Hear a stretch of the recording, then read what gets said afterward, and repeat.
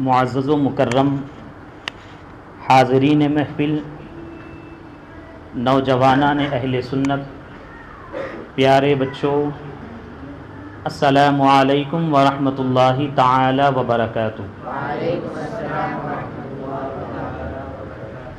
نحمدہ ونصلی علی رسولہ الکریم، اما بعد، فاعوذ باللہ من الشیطان الرجیم، بسم اللہ الرحمن الرحیم۔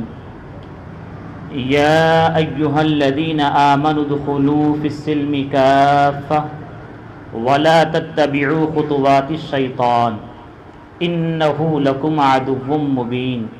آمنت باللہ صدق اللہ العظیم۔ ایک مرتبہ عقیدت و احترام کے ساتھ بارگاہ رسالت مآب صلی اللہ تعالی علیہ وسلم میں ہدیہ درود پیش کریں، پڑھیں بآواز بلند، اللہم صلی علی سیدنا و مولانا محمد معدن الجود والکرم و آلہ و اصحابہ وبارک وسلم۔ اللہ تبارک و تعالی کا کروڑہ کروڑ احسان عظیم ہے کہ رب تعالیٰ نے ہم تمام کو پھر ایک مرتبہ اللہ اور اس کے رسول صلی اللہ تعالی علیہ وسلم کی رضا کے لیے دنیا کی تمام تر مصروفیات کو چھوڑ کر اس درس تصوف میں شرکت کی سعادت نصیب فرمائی۔ اللہ تعالیٰ کی بارگاہ میں دعا ہے رب تعالیٰ ہم تمام کی اس حاضری کو قبول فرمائے اور اپنی خاص برکتوں رحمتوں سے ہم سب کو مالا مال فرمائے۔ جیسا کہ آپ تمامی احباب جو پابندی کے ساتھ اس درس میں شرکت کر رہے ہیں وہ جانتے ہیں کہ ہمارا درس منہاج العابدین جو امام غزالی علیہ الرحمہ کی مشہور و معروف اور مختصر کتاب ہے اس سے چل رہا ہے، اور اس کتاب کا تیسرا باب جو راہ عبادت میں رکاوٹیں ہوتی ہے اس سلسلے میں یہ ہمارا درس تصوف چل رہا ہے، اور امام غزالی علیہ الرحمہ نے اس باب میں 4 رکاوٹوں کو بیان فرمایا کہ جب بندہ عبادت کے ارادے سے راہ الہی میں نکلتا ہے، راہ عبادت میں نکلتا ہے، تو 4 رکاوٹیں بنیادی طور پر اسے عبادت سے روکتی ہیں۔ ان میں سے پہلی رکاوٹ امام غزالی علیہ الرحمہ نے دنیا کو بیان فرمایا۔ دنیا اور دنیا کی جو چیزیں ہیں یہ انسان کو اللہ تعالیٰ کی عبادت سے روکتی ہیں۔ اور دوسری رکاوٹ جو آپ نے بتایا وہ مخلوق سے بلا وجہ کا ضرورت سے زیادہ جو میل جول ہوتا ہے اسے آپ نے بتایا کہ اس کی وجہ سے بھی عبادت کرنے والا اسے بھی ایک بڑی رکاوٹ بناتا ہے جس کی وجہ سے وہ عبادت سے دور رہتا ہے۔ اور تیسری رکاوٹ جس کا بیان ابھی چل رہا ہے، انشاءاللہ ابھی گفتگو چلے گی، امام غزالی علیہ الرحمہ نے شیطان کو بیان فرمایا۔ شیطان انسان کا کھلا دشمن ہے اور بہت ہی پرانا دشمن ہے، اور اس کی دشمنی ایسی ہے کہ جو کبھی ختم ہونے والی نہیں ہے۔ اور یہ دشمن ایسا ہے جیسے کہ بہروپیہ کہا جاتا ہے، طرح طرح کے رنگ اور روپ بدل کر آپ کے سامنے آتا ہے اور آپ کو چاہتا ہے کہ رب تعالیٰ کی اطاعت و عبادت سے دور کرے۔ تو امام غزالی علیہ الرحمہ نے شیطان کو تیسری بڑی رکاوٹ بیان کیا ہے اس کتاب میں۔ انشاءاللہ عز و جل آج اس تیسری رکاوٹ جو شیطان ہے اس کا باب یہ اختتام پذیر ہوگا۔ پچھلے درس میں آپ نے سنا تھا کہ بندہ مومن مسلمان کے دل میں اللہ تعالیٰ کی طرف سے بھی کچھ اچھی بات آتی ہے جسے الہام کہا جاتا ہے، اور اللہ تبارک و تعالیٰ نے ایک بندہ جب پیدا ہوتا ہے انسان تو اس کے ساتھ ایک فرشتہ بھی ہوتا ہے جو اسے نیکی کی دعوت دیتا رہتا ہے، جس فرشتے کو ملہم کہا جاتا ہے، اور وہ بھی اچھائی کی دعوت دیتا ہے۔ اور اسی طریقے سے آپ نے یہ بھی سنا کہ شیطان کی طرف سے بھی انسان کے دل میں وسوسے آتے ہیں، خیالات آتے ہیں، اور شیطان ہمیشہ انسان کو برائی ہی کی طرف بلاتا ہے، اور ساتھ ہی ساتھ نفس کی طرف سے بھی خیالات آتے ہیں، اور یہ خیالات بھی انسان کو راہ حق سے ہٹانے والے ہوتے ہیں۔ اب ہم اور آپ آج کے درس میں یہ جانیں گے کہ اللہ تعالیٰ کی طرف سے یا فرشتوں کی طرف سے، فرشتے کی طرف سے جو دل میں خیال آتا ہے تو اس کے بارے میں ہم کیسے فرق و امتیاز کریں گے کہ یہ رب تعالیٰ کی طرف سے ہے، یہ فرشتے کی طرف سے ہے۔ اور ساتھ ہی ساتھ کبھی کبھی انسان نیک بات سمجھ کر کام کر تو دیتا ہے، لیکن وہ خیال کبھی ابلیس کی طرف سے بھی ہوتا ہے، اور اس کی علامات کیا ہے انشاءاللہ اسے بھی بیان کریں گے۔ اور ساتھ ہی ساتھ جب ابلیس شیطان آپ کو غلط راہ پہ چلنے کی دعوت دے اور کئی اعتبار سے کوششیں کرے، تو امام غزالی علیہ الرحمہ نے جو جواب عطا فرمایا کہ آپ شیطان کا یوں رد کر سکتے ہیں، آپ شیطان کا ان اچھی باتوں کے ذریعے، اچھے خیالات کے ذریعے، اچھی سوچ کے ذریعے، اچھی فکر کے ذریعے آپ اس طریقے سے رد کر سکتے ہیں۔ تو انشاءاللہ عز و جل یہ تمام باتیں آج کے درس میں آپ سماعت کریں گے۔ اللہ تعالیٰ یا فرشتے کی جانب سے بندے کے دل میں جو خیال آتا ہے، ان دونوں میں فرق و امتیاز کی پہچان یہ ہے کہ اگر وہ خیال پختہ اور قوی ہو تو ایسا خیال رحمانی ہے، اللہ تعالیٰ کی طرف سے ہے۔ یعنی آپ کے دل میں کوئی اچھا خیال آیا اور اس خیال میں اضطراب نہیں ہے، تردد کی کیفیت نہیں ہے، بلکہ پختہ ارادہ ہے، پختہ معاملہ ہے، تو یہ سمجھیں کہ ہاں یہ اچھا ہے اور اللہ تعالیٰ ہی کی طرف سے ہے۔ اور اگر اس میں تردد و اضطراب ہو تو ملکی ہے، یعنی کام اچھا ہے لیکن تھوڑا سا تردد ہے، اضطراب ہے، یعنی پورے طور پر پختگی نہیں ہے اس معاملے میں، اس خیال میں، تو آپ یہ سمجھیں گے کہ یہ فرشتے کی طرف سے ہے۔ کیوں؟ کیونکہ فرشتے کو ناصح بنا کر انسان کے دل پر مقرر کیا ہے۔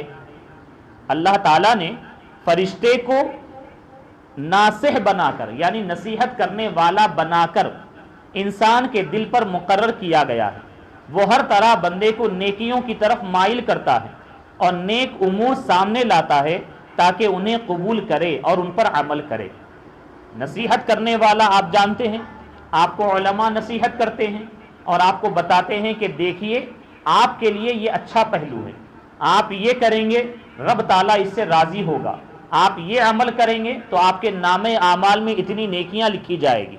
تو ایک عالم دین بھی آپ کے لیے ناصح ہوتے ہیں، تو آپ کو ایک اچھی بات بتا کر اب آپ کے حوالے معاملہ کر دیتے ہیں۔ اب آپ کی ذمہ داری ہوتی ہے کہ آپ اس اچھے معاملے کو اختیار کریں۔ تو فرشتے کی جانب سے جب خیال آپ کو آتا ہے، اچھا خیال ہے اور اس میں کچھ اضطراب ہے، تردد ہے، تو آپ یہ سمجھیں گے کہ یہ ملکی ہے، یعنی فرشتے کی طرف سے یہ اچھا خیال آیا ہے اور یہ ناصح بن کر ہمیں نصیحت کر رہا ہے، تو ہمیں چاہیے کہ ہم اچھائی کو قبول کر لیں۔ اور جو نیک خیال ابلیس شیطان کی جانب سے ہوتا ہے اور جس سے در حقیقت اس کا مقصود گناہ میں مبتلا کرنا ہوتا ہے، کیا فرمائیں؟ اور جو نیک خیال ابلیس کی جانب سے ہوتا ہے، نیک خیال کہہ رہے ہیں۔ اب آپ تعجب میں پڑیں گے کہ شیطان بھی کبھی نیکی کی دعوت دے گا، نیک خیال ڈالے گا؟ تو ہاں ایسا ہے۔ وہ کیسے؟ آپ اسے سنیں گے تو آپ یقین جانیں گے کہ ہاں شیطان کو کبھی کبھی اچھے خیالات کے ذریعے سے بھی آپ کو جو بہت زیادہ بہت بڑی اچھائی ہے اس سے روک دیتا ہے، اور آپ اچھائی کے نام پر کسی اور راستے کو اختیار کرتے ہیں، لیکن در حقیقت وہ لے جا کر آپ کو گناہ کے دلدل میں ڈال دیتا ہے۔ کیسے؟ ایک واقعہ یہ ہے کہ ایک شخص عابد ہوتا ہے، بہت زیادہ عبادت کرنے والا ہوتا اور عبادت میں ہمہ وقت وہ مصروف رہتا ہے۔ ایک مرتبہ اس کو اس بات کا علم ہوتا کہ لوگ جو ہے ایک درخت کی پرستش کر رہے ہیں، پوجا کر رہے ہیں۔ تو جیسے ہی اس کو عابد کو معلوم ہوتا تو وہ اپنے خانہ عبادت سے باہر آتا اور بڑے طیش میں رہتا اور اپنے ہاتھ میں کلہاڑی لیتا اور لے کر اس ارادے سے نکلتا کہ میں اس درخت ہی کو کاٹ دوں گا جس کی پوجا کر رہے ہیں، پرستش کر رہے ہیں، اس کے درخت ہی کو جڑ سے کاٹ دوں گا تاکہ یہ فتنہ ہی نہ رہے اور لوگ غیر خدا کو اپنا معبود بنا کر مشرک نہ بنے۔ تو ارادہ تو بڑا اچھا تھا، اسی ارادے سے اپنے خانہ عبادت سے نکلا، اور جب نکل کر گیا آگے بڑھا تو راستے میں شیطان ابلیس ایک انسان کی شکل میں آ گیا اور آ کر راستہ روک لیا، اور روک کر پوچھنے لگا کہ اے عابد صاحب کہاں کا ارادہ ہے؟ تو اس نے کہا کہ بڑے تیش میں کہ میرا ارادہ یہ ہے کہ فلاں درخت کی جو لوگ پوجا کر رہے ہیں، پرستش کر رہے ہیں، میں اس کو کاٹنے جا رہا ہوں۔ تو وہ یہ کہتا کہ آپ اس کو کاٹیں گے تو فائدہ کیا ہوگا آپ کا؟ آپ جائیے، جا کر عبادت کریے، آپ ذکر الہی میں مصروف رہیے۔ آپ یہاں سے وہاں جا رہے ہیں، آپ عبادت سے دور ہو رہے ہیں اور آپ ذکر الہی سے رک رہے ہیں، تو آپ کے لیے بھلا اچھا یہی ہے کہ آپ جا کر عبادت میں مصروف رہیں۔ عابد کو طیش آتا، غصہ آتا، کہتے کہ یہ کیسے ہو سکتا ہے کہ وہ لوگ درخت کی عبادت کریں، پرستش کریں، تو میں یہاں پر خانہ عبادت میں بیٹھا رہوں؟ نہیں، بلکہ وہاں جا کر اس درخت کا کاٹنا بھی میرا یہ بھی عبادت ہی والا عمل ہے۔ ارادہ کرتا، آگے بڑھتا، لیکن پھر وہ راستے میں رکاوٹ بنتا، پھر اس کے بعد پھر آ کر کہتا کہ میں جانے نہیں دوں گا۔ عابد صاحب کو جلال آتا، غصہ آتا، وہ کلہاڑی رکھتے اور اس کے ساتھ لڑنا شروع ہو جاتے، کشتی لڑتے، اور یہاں تک کہ شیطان کو وہ پچھاڑ دیتے اور شیطان کے سینے پر بیٹھ جاتے۔ اب وہ پھر ہیلے بہانے بنا کر یہ کہتا کہ اچھا مجھے چھوڑ دو، میں آپ کو ایک بات بتاتا ہوں، مجھ سے بات تو کرو۔ تو پھر وہ یہ کہتے کہ نہیں، میں کوئی بات سننے کے لیے تمہاری تیار نہیں۔ پھر وہ اسی طریقے سے کچھ ہیلے بہانے پیش کرتا اور کہتا کہ نہیں، آپ جا کر درخت کاٹیں گے تو فائدہ کیا ہوگا آپ کا، بلکہ آپ درخت کاٹنے کا ارادہ چھوڑ دیجئے۔ تو پھر ان کو غصہ آتا، پھر ایک مرتبہ کشتی لڑتے، پھر پچھاڑ دیتے، اور اس کے بعد پھر شیطان جو ہے جب عاجز آ جاتا، یعنی ان کے یہ عابد سینے پر بیٹھ کر جو ہے اس کو پچھاڑ دیتے، تو پھر شیطان ہیلے بہانے کہہ کر یہ کہتا کہ آپ مجھے چھوڑ دیجئے، میں ایک اچھی بات آپ کو بتاتا ہوں۔ تو عابد پھر ہٹ جاتے، ہٹ کر یہ کہتے کہ بتاؤ کیا بتانا چاہتے ہو۔ تو عابد کو شیطان یہ کہتا کہ آپ جائیں گے، جا کر آپ اسے درخت کو کاٹنے کا ارادہ تو کر رہے ہیں، لیکن آپ یہ کیوں کر رہے ہیں؟ کیا آپ اللہ تعالیٰ کے نبی ہیں؟ کیا آپ اللہ تعالیٰ کے ولی ہیں؟ کیا اللہ تعالیٰ نے آپ کو اس کا حکم دیا ہے؟ آپ کو حکم تو نہیں دیا، جائیے جا کر آپ عبادت کیجئے۔ تو پھر یہ جلال میں آتے، پھر اس سے لڑنا شروع ہوتے، پھر اسے پچھاڑتے، تو یہاں تک کہ پھر وہ یہ کہتا کہ اچھی بات ہے، میں ایک اور اچھی بات آپ کو بتاتا ہوں۔ تو پھر وہ یہ کہتا کہ آپ یہ ارادہ چھوڑ دیجئے، آپ غریب ہیں، آپ مفلس ہیں، آپ یہ کیجئے کہ آپ اپنے گھر چلے جائیے، اللہ تعالیٰ کی عبادت میں مصروف رہیے۔ روزانہ میں آپ کے تکیے کے نیچے جب آپ سو کر اٹھیں گے تو 2 دینار رکھ دوں گا۔ کتنے دینار؟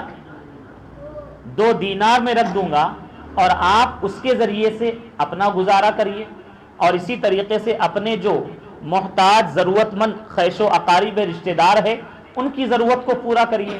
یہ ایک اچھا عمل ہے، کسی اور کی مدد کرنا، محتاج کی ضرورت کو پورا کرنا، اور آپ کا اپنا گزارا بھی اچھا ہو جائے گا۔ تو آپ سوچئے، تو جب یہ بات شیطان کہتا تو عابد جو ہے اس کے جال میں پھنس جاتے۔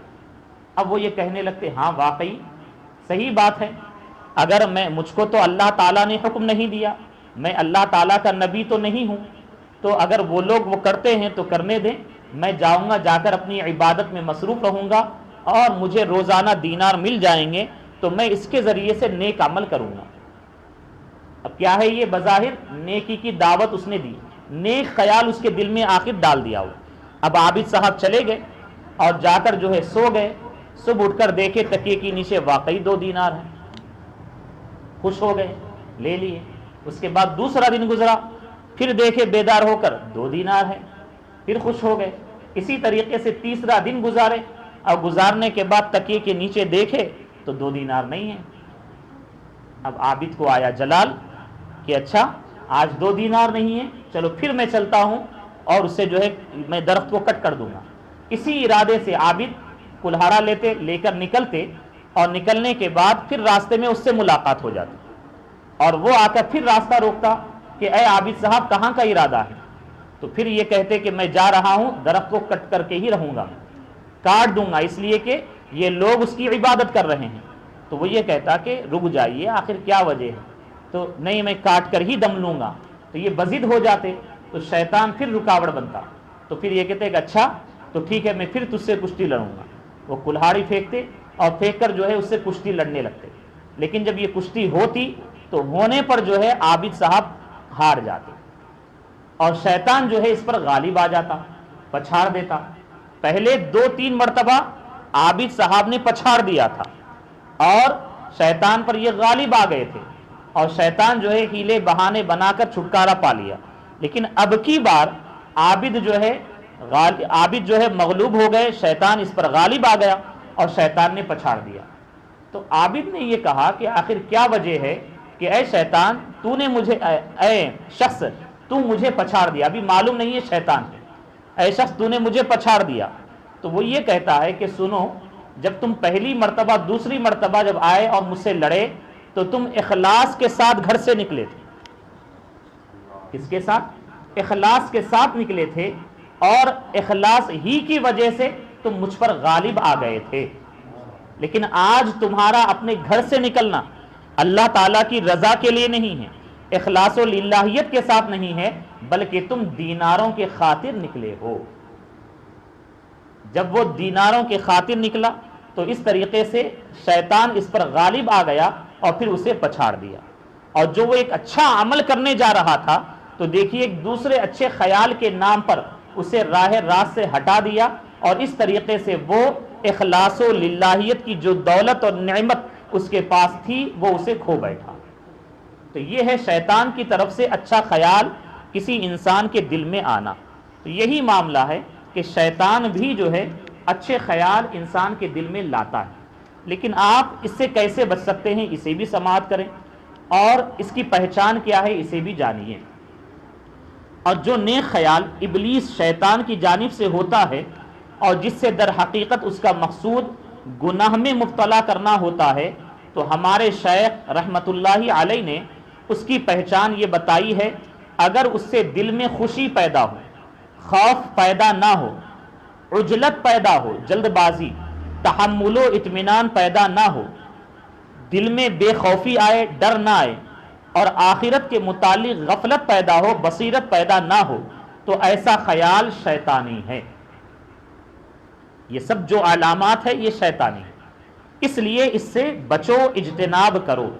اور اگر اس کے خلاف ہو، یعنی اس سے قلب میں دل میں خوشی کی بجائے اللہ تعالیٰ کا خوف پیدا ہو، عجلت جلد بازی کے بجائے تحمل صبر پیدا ہو، بے خوفی کے بجائے ڈر پیدا ہو، اور آخرت سے غفلت کے بجائے اس کی یاد پیدا ہو، تو سمجھ لو یہ خیال رحمانی ہے، اللہ تعالیٰ کی طرف سے۔ حدیث رسول علیہ الصلاۃ والسلام سماعت فرمائیں، نبی کریم علیہ الصلاۃ والسلام نے ارشاد فرمایا، جلد بازی یعنی چند ایک باتیں ابھی جو آپ نے سنی، جلد بازی کا ذکر آیا، اور اسی طریقے سے خوف کیا ہے اسے بھی آپ سماعت کریں گے، اور ساتھ ہی ساتھ بصیرت پیدا نہ ہونا، بصیرت کی حقیقت کیا ہے اس کی تفصیل بتاتے ہیں۔ جلد بازی یہ سن لیجئے، یقیناً جلد بازی یہ شیطان کی طرف سے ہوتی ہے، لیکن کچھ کام وہ بھی ہیں جس میں جلد بازی کا حکم دیا گیا۔ کون سے ہیں دیکھیں، فرماتے ہیں نبی کریم علیہ الصلاۃ والسلام 5 کاموں کے علاوہ باقی تمام کاموں میں عجلت شیطانی فعل ہے۔ 5 کاموں کے علاوہ جتنے کام ہیں اس میں اگر جلد بازی ہوتی ہے تو یہ شیطانی فعل ہے۔ وہ 5 کام یہ ہیں، اور آپ دیکھیے یہ 5 کاموں میں جس میں جلدی کرنا چاہیے، ہمارے مسلمان بھائی اس میں بہت ہی اطمینانی کا اظہار کرتے، جس کی وجہ سے بہت سارے معاملات ان کے غلط ہو جاتے۔ وہ 5 کام یہ ہیں جن میں جلد بازی کرنی چاہیے۔ جب لڑکی بالغ ہو جائے، بڑی ہو جائے، تو جلدی بیاہ دی جائے، یعنی نکاح کر دیا جائے۔ لیکن آج کل آپ دیکھ رہے ہیں چاہے لڑکیاں ہوں یا پھر لڑکے ہوں، ان کی عمر بہت زیادہ بڑھ جا رہی ہے اور اس کے بعد ان کے نکاح کیے جا رہے ہیں، جس کی وجہ سے بڑے ہونے کے بعد یہ نوجوان لڑکے ہو یا لڑکیاں جن کا نکاح جلدی کرنے کا حکم دیا گیا ہے، لیٹ تاخیر کرنے کی وجہ سے بہت سارے گناہوں میں یہ مبتلا ہو رہے ہیں، اور اسی وجہ سے بہت سارے گناہ کے دروازے ان کے لیے کھل رہے ہیں۔ اگر اسلام نے جو پیغام دیا کہ جب عمر ہو جائے لڑکے اور لڑکی کی تو صحیح رشتہ دیکھ کر نکاح کر دیا جائے تو یقین جانیے بہت سارے گناہوں کا دروازہ بند ہو جائے گا، ہمارا معاشرہ بہت سارے گناہوں سے محفوظ ہو جائے گا۔ دوسری بات، جب قرض واجب ہو تو جلدی ادا کیا جائے۔ لیکن آج آپ دیکھ رہے ہیں قرض تو لیتے ہیں لیکن جلدی ادائیگی کا خیال بھی ذہن میں نہیں آتا، اپنے بہت سارے دوسرے کام کرتے رہتے ہیں، یہ کرتے وہ کرتے، مستحبات کرتے، نوافل کرتے، بہت کچھ کرتے، لیکن قرض کی ادائیگی مسلمان پر واجب ہوتی ہے تو اسے چھوڑ کر دوسرے نوافل میں، مستحبات میں، دیگر اچھائی کے نام پر معاملہ طے کرتے رہتے، لیکن قرض کی ادائیگی جس میں جلدی کرنا ہے اس سے غافل رہتے ہیں۔ آج کل معاشرے میں ایسے ہی ہو رہا ہے۔ اور ساتھ ہی ساتھ جب کوئی مرے تو جلدی دفن کیا جائے، اور آج آپ دیکھ رہے ہیں عام طور سے تاخیر کرتے ہیں، تاخیر ہوتی ہے۔ حکم یہی ہے احادیث رسول کی روشنی میں کہ جب انتقال ہو جائے تو جتنی جلدی ہو سکے دفن کیا جائے۔ اسی طریقے سے جب مہمان آئے تو اس کی مہمان نوازی میں جلدی کی جائے۔ مہمان آتے ہیں، آپ اپنے کام میں مصروف ہیں، ارے آئے ہیں تو بیٹھیں گے، بیٹھے ہیں اب آرام کریں گے، پھر بعد میں مہمان نوازی کی جائے گی، نہیں۔ تو مہمان کا حق یہ ہوتا ہے کہ جب وہ آپ کے گھر آئے تو آپ دیگر اپنی مصروفیات کو چھوڑیں، مہمان پر توجہ دیں اور مہمان کی مہمان نوازی اپنی استطاعت کے مطابق کریں، اور اس کے بعد رخصتی کا وقت ہے تو رخصت کریں تاکہ آپ صحیح طور پر مہمان کا حق ادا کر سکیں۔ اور آخری بات، گناہ جب سرزد ہو تو توبہ میں جلدی کی جائے۔ اگر کسی سے گناہ ہو جائے تو اسے چاہیے کہ جتنی جلدی ہو سکے وہ توبہ کرے۔ اگر وہ تاخیر کرے گا یہ سوچ کر، یہ سمجھ کر کہ ہاں ابھی وقت ہے ہم بعد میں توبہ کر لیں گے، لیکن انہوں نے وقت دیکھا کیا ہے، ہمیں خبر نہیں ہے کہ کل ہوگا کہ نہیں ہوگا، تو ہمیں چاہیے کہ جتنی جلدی ہو سکے گناہ کی معافی طلب کریں اور گناہ سے توبہ کریں۔ بندہ جب گناہ کرتا ہے اور گناہ کرنے کے بعد شرمندہ ہوتا ہے، فوراً رب کی بارگاہ میں حاضر ہوتا ہے تو اللہ تعالیٰ کو بندے کی یہ ادا بڑی پسند آتی ہے، اور رب تبارک و تعالیٰ اپنی رحمت سے بندے کے گناہ کو معاف فرماتا ہے، اور بندے کا گناہ لاکھ بڑا کیوں نہ ہو اللہ تعالیٰ کی رحمت اس سے بڑی ہوا کرتی ہے۔ جی، اب آپ نے سنا کہ جب انسان کوئی عمل کرے اور خوف نہ ہو تو خوف کیا ہے؟ جب عمل کر رہا ہے تو خوف بھی ہونا چاہیے، تو کہتے ہیں خوف سے مراد یہ ہے کہ بندے کے دل میں یہ ڈر ہو، اچھا عمل بھی کر رہا ہے تو ایک خوف ہونا چاہیے، بندے کے دل میں یہ ڈر ہو کہ شاید میں ارادے کو عملی طور پر کما حقہ ادا کر سکوں یا نہ، اور شاید دربار یزدی میں یعنی اللہ تعالیٰ کی بارگاہ میں یہ قبول ہو یا نہ ہو مجھے خبر نہیں، یعنی یہ خوف کی کیفیت ہونی چاہیے۔ ہم نماز ادا کر رہے ہیں، بہت اچھی بات ہے، لیکن نماز ادا کرنے کے ساتھ خوف الہی بھی دل میں ہو۔ ظاہری اعتبار سے ہم تمام اعمال کو بہتر سے بہتر فرائض اور واجبات کی ادائیگی صحیح طور پر کرنے کی تو کوشش کریں، لیکن خشوع اور خضوع کا جو معاملہ ہے یہ رب تعالیٰ کے دست قدرت میں ہے، تو ہمیں چاہیے کہ اس سلسلے میں خوف کریں کہ نہ جانے رب تعالیٰ ہماری نماز قبول فرمائے یا نہ قبول فرمائے۔ اسی طریقے سے ہر ایک عمل کے سلسلے میں جب بھی آپ عمل کریں تو اس پر اترائے نہ کہ میں نیک عمل کر رہا ہوں، بلکہ آپ کے دل میں اس وقت خوف الہی ہونا چاہیے، چاہے کوئی بھی چھوٹا عمل کیوں نہ ہو، جب آپ کریں تو خوف خدا دل میں رکھیں۔ جب خوف خدا ہوگا تو یہ ایک اچھی علامت ہے اور آپ کے عمل کی رب تعالیٰ کی بارگاہ میں مقبول ہونے کی علامت ہے۔ اور بصیرت کا مطلب یعنی یہ بھی فرمایا گیا کہ بصیرت اگر پیدا نہ ہو تو یہ بھی شیطانی خیال ہوتا ہے، تو بصیرت ہونا چاہیے۔ بصیرت سے مراد کیا ہے؟ بصیرت کا مطلب یہ ہے کہ اس ارادے میں غور و تأمل کر لے، غور و فکر کر لے کہ اچھا اور خیر ہے یا کہ برا ہے، یعنی ہم کوئی بظاہر نیک عمل تو دیکھ رہے ہیں لیکن واقعی یہ اچھا ہے یا برا ہے، تو اس میں غور و فکر کر لیں، اور آخرت میں اس پر ثواب ملنے کی امید ہے یا نہیں اس سلسلے میں غور و فکر کر لینا چاہیے، اس کے بعد ہمیں کرنا چاہیے، اور جب نیک عمل کریں تو بصیرت بھی اس میں ہو۔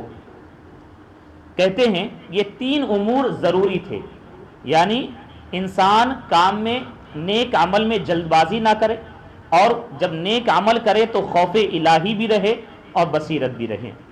باقی رہے ابلیس کے دھوکے، جن کے ذریعے بندے کو اطاعت سے روکنے کی وہ کوشش کرتا ہے، تو فرماتے ہیں وہ 7 قسم کے ہیں۔ توجہ سے سنیے، اور یہی 7 قسموں کو بیان بھی کریں گے امام غزالی علیہ رحمہ، اور ساتھ میں اس کا رد بھی بتائیں گے کہ کس طریقے سے آپ اس کا رد کر سکتے ہیں، اور اسی پر انشاءاللہ ہمارا آج کا درس ختم ہوگا۔ وہ 7 قسم ہیں۔ اول، طاعت سے روکنے کی وہ کوشش کرتا ہے، تو اگر اللہ تعالی بندے کو بچا لے اور بندہ اس کے مطالبے کو اس طرح رد کر دے کہ مجھے طاعت و عبادات کی سخت ضرورت ہے، شیطان بہکائے کہ اطاعت و عبادت کی کیا ضرورت ہے، تو اس موقع پر وہ انسان ثابت قدم رہتے ہوئے یہ کہے دل میں اور اس کا جواب دے کہ مجھے طاعت و عبادات کی سخت ضرورت ہے، کیونکہ یہ توشہ آخرت ہے، یہ سفر آخرت کا یہ توشہ ہے، اور بغیر توشہ سفر، بغیر توشے سفر طے نہیں ہو سکتا۔ ظاہر سی بات ہے، ہم سفر کر رہے ہیں تو زیادہ راہ ہونا، سفر کے راستے میں کھانے پینے کا انتظام ہونا یہ ضروری ہے، تاکہ ہم صحت مند رہیں گے تو سفر مکمل کر پائیں گے۔ اور آخرت کا جو توشہ ہے وہ اطاعت و عبادات الہی ہی ہے، اور جب شیطان آ کر آپ کو عبادات و اطاعت سے روکنے کی کوشش کرے تو آپ اس کا جواب یہی دیں، اس کا رد کریں کہ مجھے اطاعت و عبادات کی سخت ضرورت ہے، اور یہ میرا توشہ آخرت ہے، اور اس کے بغیر میں یہ راہ، یہ سفر طے ہی نہیں کر سکتا۔ اب اس کے بعد پھر ابلیس اس طرح آپ کو گمراہ کرتا ہے، جب آپ پہلے وار کو تو آپ توڑ دیے اس کے، تو پھر وہ گمراہ کرتا ہے کہ چلو آج رہنے دو، یہ کام کل کر لینا۔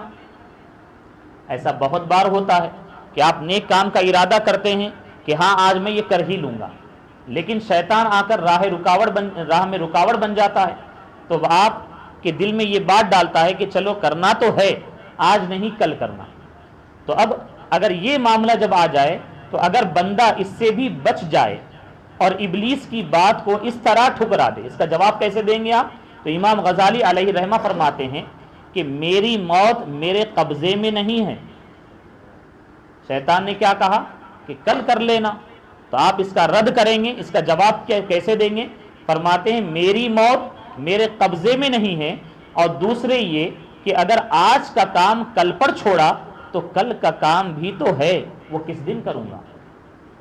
سبحان اللہ، کتنا پیارا ذہن آپ نے دیا ہے، کتنی پیاری بات بتائی ہے، کیونکہ کل کا کام علیحدہ ہے، الگ ہے، تو ہر ایک دن کا جو کام ہے ہمیں اسی دن ادا کرنا ہے، تاکہ ایک سے زائد دن کا کام اگر کسی اور دن پر آ جائے تو پھر اس دن کا کام ہمارا رہ جائے گا۔ تو اب یہ تو 2 ہو گئے اس کے جو دھوکے ہیں۔ جب ابلیس یہاں بھی نا امید ہوتا ہے، یعنی آپ نے اس کا رد کر دیا یہ کہہ کر کہ نہیں، آج کا کام آج ہی کرنا ہے، مجھے میری موت کی خبر نہیں ہے، تو اور کل کا کام کل پر رکھا ہوا ہے، اور آج کا کام اگر کل کروں گا تو کل کا کام کیسے کروں گا، کل کا کام علیحدہ ہے۔ تو جب ابلیس یہاں بھی نا امید ہوتا ہے تو کہتا ہے جلدی جلدی کرو تاکہ فلاں فلاں کام کے لیے فارغ ہو سکو۔ ہوتا ہے نا کہ آپ کبھی ارادہ کرتے ہیں کہ ہاں نماز پڑھنا ہے، لیکن جلدی جلدی پڑھتے ہیں، یا جلدی جلدی پڑھنے کا سوچتے ہیں کیوں، اب یہ ہو جائے گا تو پھر مجھ کو وہ کام کرنا ہے۔ تو یہ زبردستی، یہ شیطان کا بہت بڑا دھوکہ ہے، بہت بڑا وسوسہ ہے کہ جو ابھی آپ کر رہے ہیں اس میں آپ کو عجلت میں وہ ڈال دیتا ہے تاکہ صحیح طور پر اس کی ادائیگی نہ ہو پائے۔ تو وہ جلدی جلدی کرو تاکہ فلاں فلاں کام کے لیے فارغ ہو سکو۔ اگر بندہ اس حربے سے بھی بچ جائے اور اس کا اس طرح رد کر دے، اگر کہا شیطان کہ جلدی جلدی کرو تو آپ اس کا رد کیسے کریں گے؟ امام غزالی علیہ رحمہ فرماتے ہیں کہ قلیل نیکی، تھوڑی نیکی اطمینان و سکون کے ساتھ اس نیکی سے بہتر ہے جو مقدار میں زیادہ ہے۔ یعنی ہم کام تھوڑا کر رہے ہیں، یعنی یہ ہے کہ آپ یہ کریں گے، اس کے بعد یہ کریں گے، اس کے بعد یہ کریں گے، اس کے بعد یہ کریں گے، لیکن اس میں بھی جلدی ہے، اس میں بھی جلدی ہے، پھر اس میں بھی جلدی ہے، اور یہ جلد بازی کی وجہ سے آپ کوئی کام بہتر انداز میں کر ہی نہیں پا رہے ہیں۔ تو پھر معاملہ یہ ہے کہ کام تھوڑا کریں لیکن اچھی طریقے سے کریں، صحیح طور پر اس کی ادائیگی کر لیں گے تو یہی رب تعالیٰ کی بارگاہ میں بھی پسندیدہ عمل ہے۔ تو فرماتے ہیں کہ قلیل نیکی اطمینان و سکون کے ساتھ اس نیکی سے بہتر ہے جو مقدار میں زیادہ مگر ناقص ہو۔ یعنی آپ مقدار میں تو بہت کر رہے ہیں لیکن ہر ایک عمل نامکمل ہے، انکمپلیٹ ہے، تو فائدہ کیا ہوگا؟ ایک کام کریں سکون و اطمینان سے کریں اور مکمل کریں، کمپلیٹ کریں۔ چوتھی بات، چوتھا دھوکہ اس کی جانب سے، اگر یہاں بھی وہ ناکام ہو تو بندے کو ریا میں مبتلا کرنے کی کوشش کرتا ہے۔ ریا، دکھاوا، اگر اس وقت بھی، اور ریا یہ بہت بری چیز ہے، یہ اچھے اچھے اعمال تباہ و برباد ہو جاتے ہیں، اس کی نظر ہو جاتے ہیں۔ نماز پڑھنا بہت بڑا ثواب ہے لیکن آپ نماز پڑھ رہے ہیں کیوں؟ تاکہ رب تعالیٰ کی رضا حاصل ہو، محض اللہ تعالیٰ ہی کے لیے ہمیں پڑھنا ہے، اور اگر اس طریقے سے پڑھیں گے تو ثواب ہی ثواب پائیں گے۔ لیکن اگر آپ کے دل میں یہ بات آ گئی کہ طالب علم ہے، ان کے دل میں بات آئی کہ استاذ دیکھ رہے ہیں تو میں پڑھ رہا ہوں، آپ کے دل میں بات آئی کہ میں مسجد میں ہوں، میں نمازیں کثرت سے پڑھوں گا تاکہ لوگ مجھ کو نمازی کہیں۔ اسی طریقے سے اچھے اچھے اعمال کے بارے میں، زکوٰۃ آپ دے رہے ہیں تاکہ لوگ آپ کو مالدار کہیں، صدقہ وہ خیرات کر رہے ہیں تاکہ آپ کی تعریف ہو جائے۔ اسی طریقے سے اگر عالم دین بھی ہے اور وہ علم دین کی خدمت کر رہے ہیں اس لیے تاکہ ان کی واہوائی ہو، تو یہ سارا کا سارا ان کے لیے آخرت میں وبال جان بن جائے۔ کیوں؟ ریا۔ اور ریا کو جو ہے نا شرک اکبر بھی کہا گیا ہے، تو ہمیں اس سے بچنے کی ضرورت ہے۔ تو وہی فرمایا گیا اگر یہاں بھی وہ ناکام ہو تو بندے کو ریا میں مبتلا کرنے کی وہ کوشش کرتا ہے۔ اگر اس وقت بھی بندہ اللہ تعالیٰ کی مدد اور حفاظت سے بچ جائے اور یہ کہہ کر ریا کے وسوسے کو مسترد کر دے، اس نے ریا کا وسوسہ ڈالا تو آپ اس طور پر رد کریں کہ میں کسی اور کی نمائش کے لیے، دکھاوے کے لیے عبادت کیوں کروں؟ کیا صرف اللہ تعالیٰ کا دیکھنا میرے واسطے کافی نہیں ہے؟ سبحان اللہ۔ تو ہمیں شیطان کے وسوسے کا توڑ اس طریقے سے کرنا ہے کہ اپنے دل میں یہ بات جما لینا ہے کہ نہیں، ہمیں دنیا والوں کے لیے، دنیا والوں کی رضا کے لیے کوئی نیک عمل نہیں کرنا ہے، ہمارا رب ہم سے راضی ہو جائے تو یہی ہمارے لیے کافی۔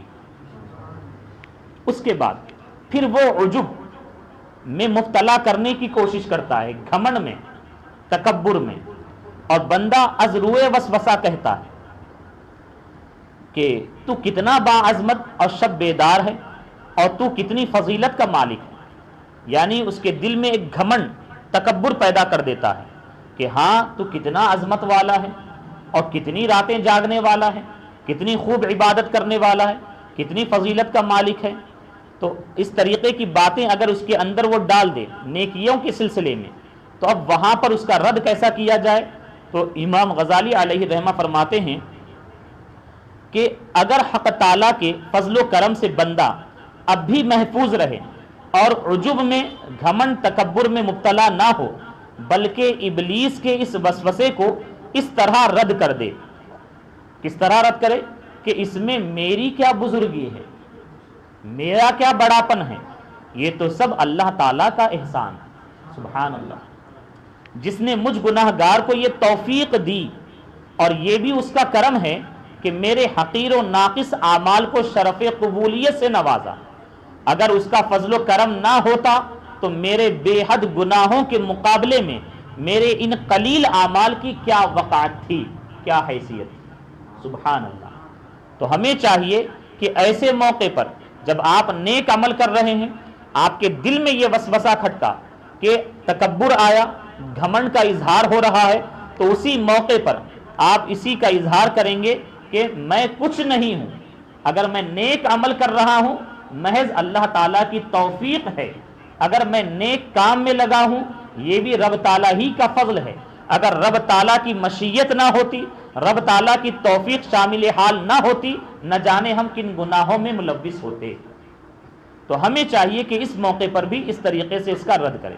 اگر ابلیس کے یہ مذکورہ حربے ناکام ہو جائیں، 5 حربے تھے اس کے، ناکام ہو جائیں، تو پھر ایک چھٹے راستے سے آتا ہے، اور یہ سب سے زیادہ خطرناک ہے۔ بہت ہی دانا اور ہوشیار شخص کے سوا کوئی اس کے دھوکے سے محفوظ نہیں رہ سکتا اور نہ ہی اس سے واقف ہو سکتا ہے۔ چنانچہ ابلیس یہ کہتا ہے کہ اے نیک بندے، تو لوگوں سے پوشیدہ پوشیدہ نیک اعمال میں کوشش کرتا ہے، اللہ تعالیٰ خود بخود تیرے اعمال خیر کو لوگوں میں مشتہر کر دے گا، مشہور کر دے گا۔ تو چھپ چھپ کر نیک عمل کرتا ہے، لیکن اللہ تعالیٰ تیرے نیک اعمال کرنے کو لوگوں میں مشہور کر دے گا۔ یہ کہنے سے اس کا مقصود ریا میں مبتلا کرنا ہوتا ہے۔ اگر اللہ تعالیٰ کی عبادت سے بندہ ابلیس کے اس مغالطے سے بھی بچ جائے اور اس کے اس وسوسے کو اس طرح ناکام بنا دے کہ میں اس چیز کا متمنی نہیں ہوں، یعنی میں اس چیز کا بھی آرزومند نہیں ہوں کہ میری نیکیاں عوام میں مشہور ہوں، بلکہ جو اللہ تعالیٰ کی رضا ہے وہی درست اور حق ہے، چاہے ظاہر کرے چاہے ظاہر نہ کرے، وہ مجھے کوئی مرتبہ عطا کرے یا نہ عطا کرے، سب اس کی مرضی ہے۔ لوگوں کے سامنے اظہار یا عدم اظہار میرے نزدیک برابر ہے، کیونکہ لوگوں کے ہاتھ میں میرا نفع اور نقصان نہیں ہے۔ سبحان اللہ۔ اس طرح گمراہ کرنے سے مایوس ہونے کے بعد ابلیس یوں گمراہ کرتا ہے، یہ آخری اس کا حربہ ہے، ہتھ کنڈا ہے، کہ انسان کے نیک و بد ہونے کے متعلق روز ازل میں فیصلہ ہو چکا ہے۔ یہ بھی بہت توجہ طلب بات ہے کہ انسان کے نیک و بد ہونے کے متعلق روز ازل میں فیصلہ ہو چکا ہے۔ جو اس روز بروں میں ہو گیا وہ برا ہی رہے گا، اور جو اچھوں میں ہو گیا وہ اچھا ہی رہے گا۔ تمہارے اعمال نیک و بد سے فیصلہ ازلی میں ہرگز فرق نہیں آ سکتا۔ یعنی اللہ تعالیٰ نے مخلوقات کی پیدائش سے کئی ہزار سال پہلے تمام کی تقدیریں اپنے علم کے مطابق لکھ دی، اور یقیناً جو لکھ دیا وہ ہو کر رہنا ہے، اس میں کچھ کمی بیشی ہرگز نہیں ہو سکتی۔ یقیناً وہ حق ہے، جو برے ہیں تو یقیناً وہ رب تعالیٰ کا فیصلہ ہے، وہ برے ہی ہیں۔ لیکن اس طور پر بھی شیطان لوگوں کے دل میں یہ وسوسہ ڈالتا ہے کہ جو ہونا ہے وہ تو ہونا ہی ہے، چاہے ہم اچھے عمل کریں کہ برے عمل کریں، اگر برے میں ہے تو برے ہی میں رہیں گے اور انہی میں ہمارا معاملہ ہوگا۔ تو اس طور پر یہ وسوسہ ڈالتا ہے۔ تو آئیے اس کا جواب سنیے۔ اگر اللہ تعالیٰ بندے کو اس وسوسہ شیطانی سے بھی بچا لے اور بندہ ابلیس لعین کو یوں جواب دے کہ میں تو خدا تعالیٰ کا بندہ ہوں اور بندے کا کام ہے اپنے مولا کے حکم کی تعمیل،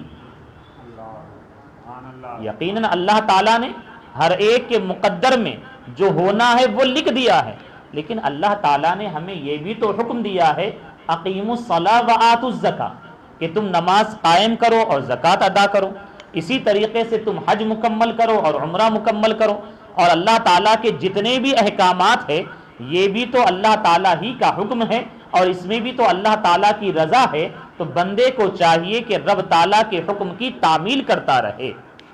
اور اللہ تعالیٰ چونکہ رب العالمین ہے، فرماتے ہیں کہ اس کا رد کیسے ہو کہ یہ کہے کہ میں تو خدا تعالیٰ کا بندہ ہوں اور بندے کا کام ہے اپنے مولا کے حکم کی تعمیل، اور اللہ تعالیٰ چونکہ رب العالمین ہے اس لیے جو چاہے حکم دے، جو چاہے کرے، اور پھر عبادت و طاعت کسی طرح مضر نہیں، نقصان دہ نہیں۔ یعنی ہم اگر اطاعت کرتے رہیں، عبادت کرتے رہیں، ہمارا کچھ نقصان ہوگا؟ نقصان تو ہرگز نہیں ہے، بلکہ نیکیاں ہی ملنی ہیں۔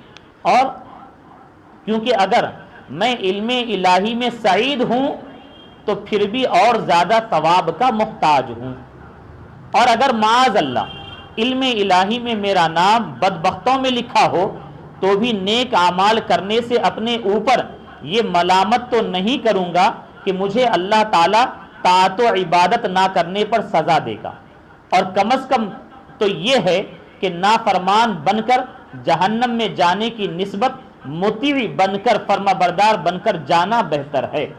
سبحان اللہ۔ یعنی اگر بندے کے دل میں یہ جرأت آ جائے کہ میں تو برا ہوں اور برا ہی مروں گا، برا ہی کرتا رہوں گا اور اسی طور پر دنیا سے جاؤں گا، یہ اور زیادہ جرأت کا اظہار ہے حالانکہ بندہ انسان بہت کمزور جان ہے، اللہ تعالیٰ کے عذاب کو ہرگز برداشت نہیں کر سکتا۔ ہمیشہ رب تعالیٰ کا خوف دل میں رہنا چاہیے، لاکھ گناہ کرتا رہے لیکن پھر کوشش بھی یہ رہے کہ رب تعالیٰ سے توبہ کرے اور اطاعت و عبادت کی کوشش کرتا رہے، اور یہ ذہن بنائے رکھے اگرچہ میں برا ہوں لیکن رب تعالیٰ کی فرما برداری کر کر ہی میں رب تعالیٰ کی بارگاہ میں حاضر ہوں گا۔ لیکن یہ تو سب محض احتمالات ہیں، ورنہ اس کا وعدہ حق ہے۔ یہ تمام باتیں بیان کرنے کے بعد امام غزالی علیہ رحمہ فرماتے ہیں کہ یہ سب تو شیطان کے وسوسے ہیں، لیکن یہ تو سب محض احتمالات ہیں، ورنہ اس کا وعدہ حق ہے اور اس کا کلام قطعاً سچا ہے۔ اور اللہ تعالیٰ نے تو جا بجا طاعت و عبادات کی بجا آوری پر ثواب جمیل کے وعدے فرمائے ہیں۔ اللہ تعالیٰ نے ہر جگہ پر، یعنی آپ چھوٹا سا عمل کریں، کتنا چھوٹا سا جو بظاہر ہے، آپ راستہ چل رہے ہیں، راستے سے کوئی تکلیف دہ چیز ہے، پتھر بھی ہے، آپ نے ہٹا دیا تو آپ کو صدقے کا ثواب ملے گا۔ حدیث رسول میں یہ آیا ہے کہ کسی شخص نے پیاسے کتے کو پانی پلا دیا تو اللہ تعالیٰ نے اس نیکی کے سبب میں اس کی مغفرت فرما دی۔ اللہ تعالیٰ کریم ہے اور اللہ تبارک و تعالیٰ نے ہر ایک نیک عمل کے بدلے میں بہت سارے ثواب بیان فرمائے ہیں، تو ہمیں اور آپ کو چاہیے کہ رب تعالیٰ کے جو ثواب جمیل کے وعدے ہیں اس پر ہم نظر رکھیں۔ تو جو شخص ایمان و طاعت کے ساتھ رب تعالیٰ کے دربار میں حاضر ہوگا وہ ہرگز دوزخ میں نہ جائے گا، بلکہ خدائے تعالیٰ کی مہربانی اور اعمال صالحہ کی وجہ سے جنت فردوس میں انشاءاللہ جگہ پائے گا۔ لیکن حقیقت میں یہ دخول بھی، یہ داخل ہونا بھی جنت میں وعدہ خداوندی کی وجہ سے ہوگا۔ صدق وعدے کا اظہار کرنے کے لیے اللہ تعالیٰ نے قرآن مجید میں سعید نیک بخت لوگوں کے اس مقولے کو، قول کو نقل فرمایا ہے، الحمدللہ الذی صدقنا وعدہ۔ تمام تعریفیں اللہ تعالیٰ کے لیے ہیں جس نے ہم سے اپنا وعدہ پورا کر دیا ہے۔ آخری الفاظ ہیں، شیخ امام غزالی علیہ رحمہ فرماتے ہیں، لہٰذا خدا تم پر رحم کرے، تمہیں ابلیس کے حیلوں سے بچنے میں ہوشیار اور چوکنا رہنا چاہیے، کیونکہ معاملے کی نزاکت تمہارے سامنے ہے، اور اسی پر اپنے باقی احوال و افعال کو بھی قیاس کر لو، اور ہر وقت اللہ تعالیٰ سے مدد طلب کرتے رہو اور اس کی پناہ میں رہو، کیونکہ ہر معاملہ اس کے دست قدرت میں ہے اور توفیق عطا کرنے والا بھی وہی ہے۔ ولا حول ولا قوت الا باللہ العلی العظیم۔ اور قرآن آیت کی روشنی میں خلاصہ کلام یہی ہے کہ آپ کا دشمن یہ شیطان ہے اور کھلا دشمن ہے، اور اسے ہمیں ہمیشہ دشمن ہی بنائے رکھنا ہے، اس کے بہکاوے میں، وسوسے میں ہمیں ہرگز نہیں آنا۔ اس طریقے سے آج کے درس کے ذریعے جو تیسری رکاوٹ راہ عبادت کی رہی اس کا اختتام ہوا۔ انشاءاللہ آئندہ جو چوتھی رکاوٹ ہے، اس باب کی آخری رکاوٹ نفس کو امام غزالی علیہ الرحمہ نے بیان فرمایا۔ انشاءاللہ عز و جل آئندہ درس اتوار ہی کو رہے گا، اور انشاءاللہ آئندہ درس میں ہمارے جو اس بلڈنگ کے جو اونر صاحب ہیں ان کی طرف سے لنگر غوثیہ کا اہتمام کیا گیا ہے، ان کی طرف سے خصوصی خواہش رہی، تو انشاءاللہ عز و جل اس میں لنگر غوثیہ کا بھی اہتمام کیا جائے گا۔ وما علینا الا البلاغ۔ السلام علیکم ورحمۃ اللہ تعالی وبرکاتہ۔